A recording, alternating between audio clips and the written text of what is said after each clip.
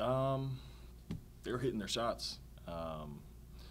This is a really good three-point shooting team. And before I got here, we had played them 2 or 3 more times, and did a really good job of keeping them off the three-point line and shooting a poor percentage. And tonight we let them get hot, and I don't know how many threes they made. 21 threes. It's hard to win a game like that. So we just let them get comfortable from behind the arc. Is there anything you learned tonight that if you do have a rematch in the play-in tournament, you might can use? Absolutely. Absolutely. I fully expect to see them in the play-in tournament, and it's that's a team, especially with Coach Ty Lue. He's brilliant with his X's and O's and switching up schemes and stuff like that. So we saw a little bit of their schemes tonight, and obviously we're going to keep paying attention to them and keep watching them. But we still got plenty of job to do ourselves before we get there. So I'm sure we'll go back, watch the film, and be ready next time.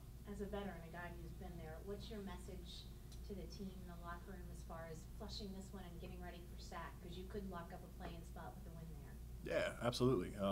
That's exactly what I said when I got in the locker room. That's the beauty and the curse of the NBA is you have a great win, got another one coming soon. Can't dwell on it can't be high too long. You have a bad loss, got another one coming soon. Can't be low too long. So, I'm past this one. This one's unfortunately we lost, but at the same time, like, hey, go have some good food, wash it away, and move on to SAC, because that'll be a big game for us. And what were they able to do against the defense to generate those good looks on the perimeter? Man, they share the ball so well. They were, Reggie getting in the paint. PG's such a matchup problem, for anybody in the league. So keeping them out of the paint was a little bit tough. But I thought we did an okay job on the glass. Only 12 boards was a bit much, but that wasn't really it. They were just making shots, to be honest with you. I mean, Paul was 5 for 7 from 3. That's why he's one of the best. When guys make shots, we just got to get our hands up quicker and stuff like that, run them off the line. Yeah, they were really able to open up that lead in the second quarter when you guys only scored 13 points. What did you kind of see on the other end on offense where it really slowed down for y'all? It's that switching defense. We're trying to take advantage of the mismatches we got, and we'll run a pick and roll with JV and try to roll him down to the post. In their defense, they're going to front and bring a man from the backside. So we were a little bit late making that, having the backside man flash and drop the pass down or drop it over top. So again, these are all things that, as a young team and as a young, as a young team, we'll see more and get used to it. But yeah, it was their switching defense that really took us out of it. We're so accustomed to dropping the ball to JV and getting such offense there that when they took us out of that, it kind of threw us off our rhythm. Okay, we'll go to Zoom. Hey Larry, I'm Mark Medina here. Good seeing you as always. Medina, how you doing? I'm hanging in.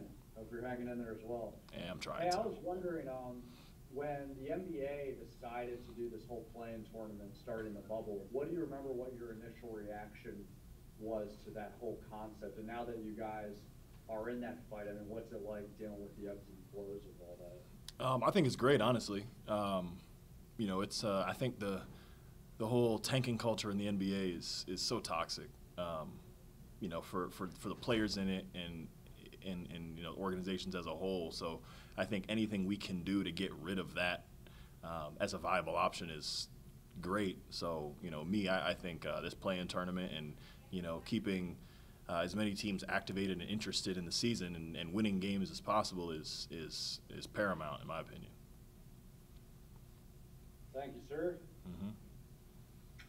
Hey, Larry, it's Andrew from ESPN. To that, I know you mentioned, watching a little bit the Clippers, or you expecting to see the Clippers. How much are you trying to pay attention to Clippers games, Spurs games at this point in the season, knowing you could see them in a week or so? I watch them, but in terms of paying them real attention and them being on my mind, not at all. We still have, I don't know if it's 4 more games left of our regular season. We play SAC in 2 days. You know, so I'm worried about Sacramento. You know, that's a you know, team perfectly capable of beating us on their home court, and you know, we got to bounce back on this one. But you know, I watch the scores, I check the box scores and all, but just like I do with every team in the league. So as of now, I'm not paying too much attention to it, but maybe once we officially clinch a play-in spot, then I'll start to really hone in on it. But as of now, it's game-to-game basis. Thank you. Mm-hmm. Thanks, Larry. Sweet. Sir.